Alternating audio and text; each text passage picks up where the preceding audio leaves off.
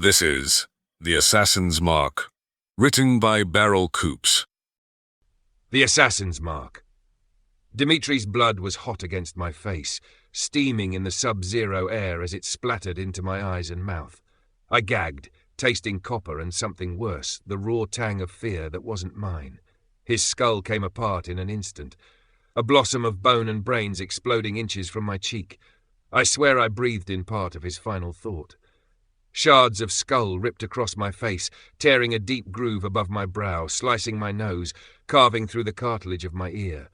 They smacked into the rear window with a sickening crack, spider-webbing the glass in a bloom of frost and gore. No time to scream. No time to think. I hit the door latch and threw myself into the night. Snow swallowed me whole. The shock of cold air burned my lungs as I rolled twice, feeling grit and ice grind into my wounds. The moment I came to a stop, the world roared again, metal shrieking as the car door I'd just escaped was sheared clean off by a lamppost. A heartbeat later, the sedan ploughed into a shop front across the street, glass raining down in a glittering cascade. Then came the bullets. The snow at my side danced with impact craters, sharp white sprays bursting into the night. Tuck, tuck, tuck. Each muzzle flash from the black van behind us was like a camera flash from hell, freezing my death in snapshots. I didn't need to see the faces inside to know who they were. The Vitiazi. I didn't need a plan. I just needed to be anywhere they weren't. I ran. The first door I saw was my salvation, or maybe just another coffin. I crashed through it, glass rattling in the frame, and stumbled into a restaurant. The air hit me like a wave, hot, humid, smelling of frying oil and spices. Korean, maybe. Who cared? Not me. People shouted, chairs scraped back. A man's hand clamped onto my coat. I twisted, ripped free, barreling forward. The crash of splintering wood and china followed as I shouldered through a dining table, scattering food and upending drinks. A waiter lunged for me. He missed by inches, his sleeve catching mine. I slammed my palm into his chest and sent him sprawling into a group of diners. The kitchen doors swung open, another waiter, wide-eyed, carrying a tray. I didn't slow. I drove my shoulder into him and blasted through into the chaos of the kitchen. The air was thicker here, heavy with steam and the sizzle of meat. Two chefs shouted something sharp in a language I couldn't pass. A pan clanged off the wall beside me, peppering my cheek with oil. I ducked, eyes locked on the rear wall. Please. An exit. I shoved through a swinging door and burst out into an alleyway, the ground slick with slush. My boots skidded, but I caught myself, leaning into the slide. Somewhere behind me came the crunch of boots on snow, fast, purposeful. 2 men, maybe 3. The number didn't matter. The Vitiazi didn't stop. They didn't miss, and they didn't forgive. Gunfire tore the night apart. A bullet punched through a rusted dumpster ahead, sending a spray of frozen garbage into the air. I threw myself behind a delivery truck, crouching low, then bolted again, weaving between parked cars until I hit the main road. Traffic blared at me. A taxi skidded to a halt so close the bumper clipped my thigh. The driver leaned out, shouting obscenities I didn't hear. I was already gone. Ahead, neon letters glowed above a set of glass doors. A cinema. Perfect. I crashed through them, the blast of warm air colliding with the freezing sweat on my skin. The foyer blurred past me. Ticket stands, posters, startled faces.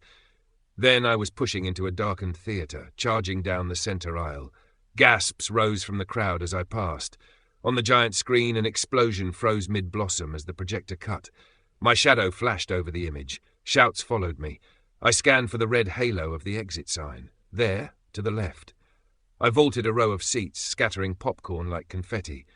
A security guard lunged out of the darkness, arm outstretched.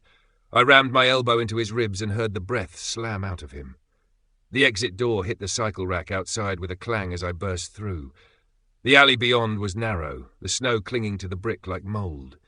The air here felt colder, thinner, the darkness swallowing the noise from the street. Footsteps followed, faster now, closer. I ran harder, lungs scraping raw against the cold, each breath like swallowing a mouthful of glass splinters.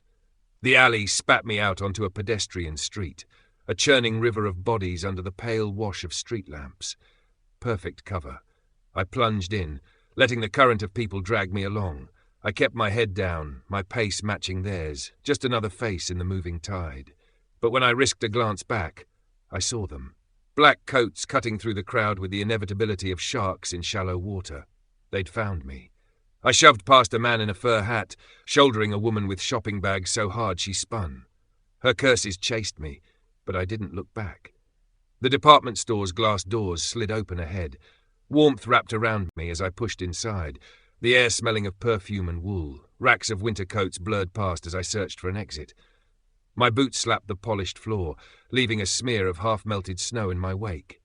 There, escalators. Up or down, up. I took the steps 3 at a time, nearly tripping when a tall blonde spun, her handbag cracking against my shoulder. She shouted something. I didn't hear. I was already on the 2nd floor, my eyes darting across the quieter space. Only a handful of shoppers browsed in silence.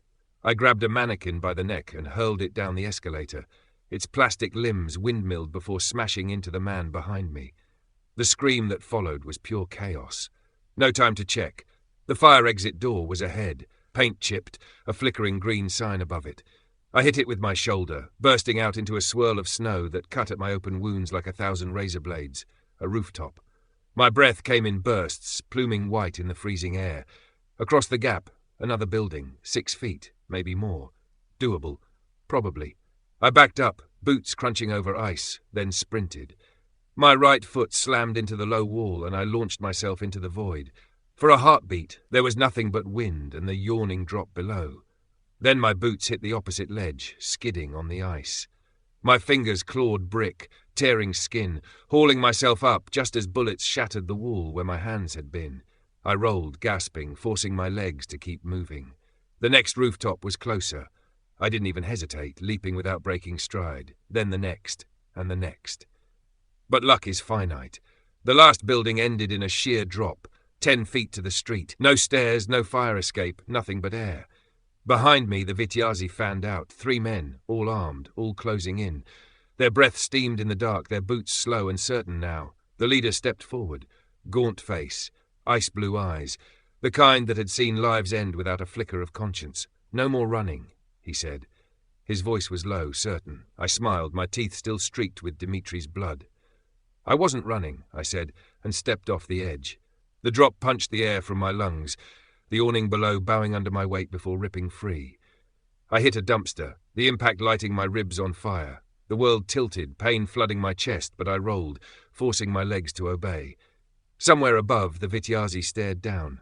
They wouldn't jump, not yet. They'd regroup, hunt me, track me until the city itself bled me out. But not tonight. Tonight I was the quarry that got away. I vanished into the city's shadowed veins, the snow swallowing my footprints before they could follow. This was The Assassin's Mark, written by Beryl Coops. I hope you enjoyed my short story.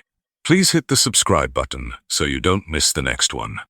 I have written over 500 short stories over the years under many pen names. I will be updating these and recording them under the Beryl Coops name. I will be listing them on YouTube as fast as we can get them recorded. They will include historical drama, humor, adventure, romance, period drama, mystery, thriller, war stories, spy stories, revenge, horror, psychological horror, dystopian, disaster, children's stories, love stories, and more. Too many to name. Something for everyone. If you enjoyed this story, please give it a thumbs up. It helps others find my channel. Until next time, thank you for listening to the end.